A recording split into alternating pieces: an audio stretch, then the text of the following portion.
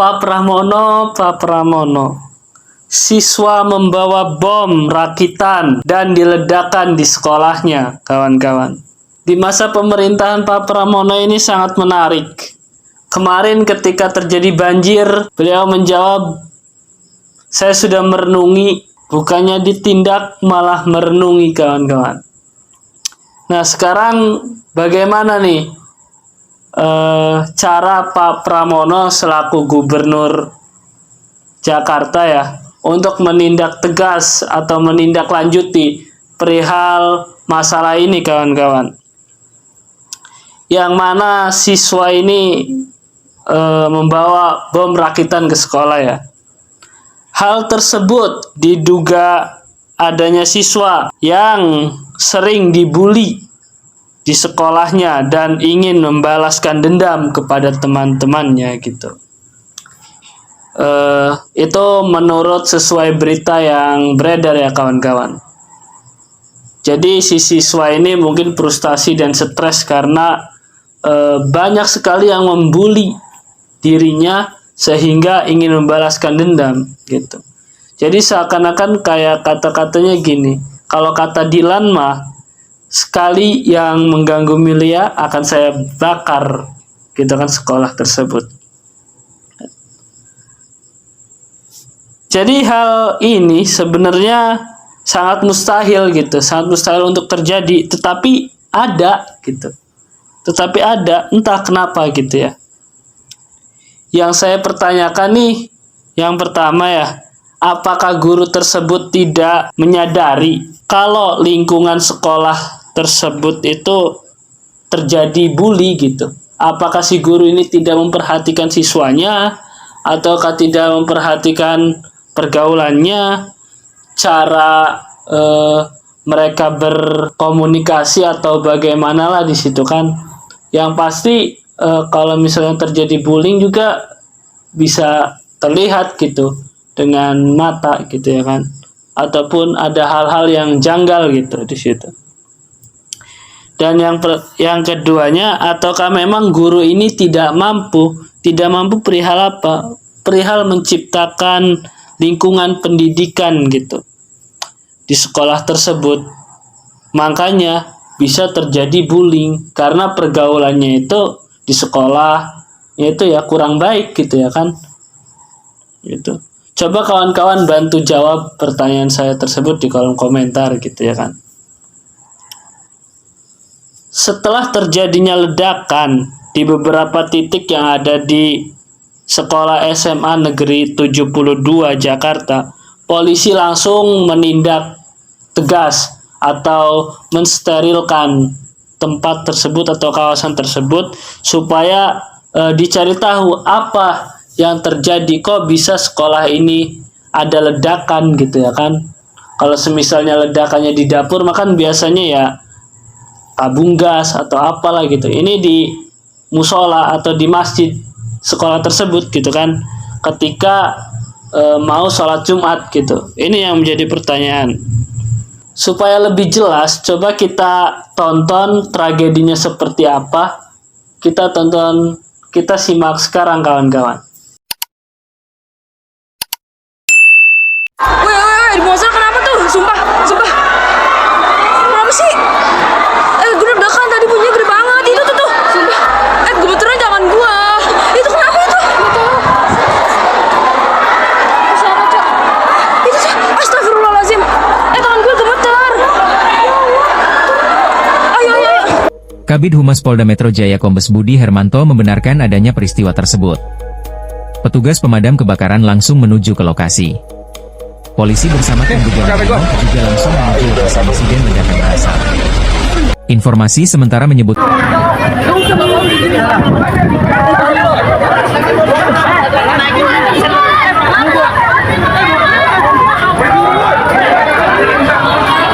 ledakan keras.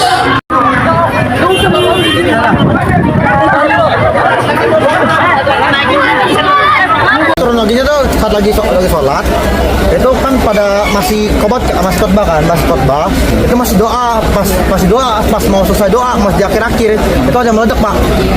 Ledaknya posisinya di sebelah mana? Di lantai atas, bawah, di bawah berarti? Belakang. Iya. Terus kondisi pas habis ledakan gimana? Panik gak? Panik Pak, baunya kayak petasan Pak. Bawa bahan-bahan kimia lah. Orang ada yang beberapa yang terbakar, terus yang terluka itu akhirnya ditarik juga Pak, ditarik di sini Pak. Ditaruh di balai kesehatan Pak. Ya beberapa yang terluka. Kira-kira ada berapa? Iya. Kalau siswa mungkin 15 ya. Ada staf mungkin ada 5 orang. Ada berapa? 5 orang staf. Siswanya? Siswa 15-an. Masih perkiraan dong sih Pak. Soalnya tadi ada yang kayak luka sederhana kayak kupingnya orang tuanya gitu Pak. Tapi yang memang butuh kayak gini mungkin 15 orang. Di belakang semua. Ada yang kupingnya agak berdarah, juga ada yang patahnya kena sar gitu tadi ya. Tadi ada yang udah hancur kakinya udah hancur. Enggak, ini ada yang luka berat juga ya? Itu luka berat Pak. Cewek apa cowok? Cowok Pak. Semuanya Cowok Pak, karena sholat Jumat. Oh, sholat Jumat. Jadi peristiwanya pas lagi sholat Jumat. Bang. Ledakan itu terjadi. Iya Pak. Titik ledakannya dari mana asalnya? Jadi ledakan. Tadi kita sebut dari Dalam sekolah apa luar sekolah? dalam sekolah.